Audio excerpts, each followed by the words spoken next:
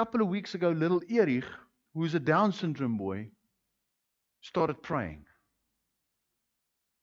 And he's going blah, blah, blah, blah, blah, blah, blah, blah, blah, blah, blah, blah, blah, blah. And he's praying. And he's not praying for 10 seconds. He's not praying for 20 seconds.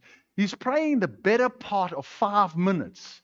This little boy is, and I can't hear a word he's saying, but I can hear the voice of God.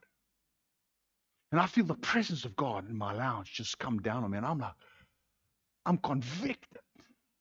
Oh, in the deepest part of me. Right there. And I'm like, I'm crying. And the Lord births a new love for that child in my heart. Afterwards, I speak to his mother. She says the only thing she could hear him pray out of all of that 5 minutes is, thank you for my bed.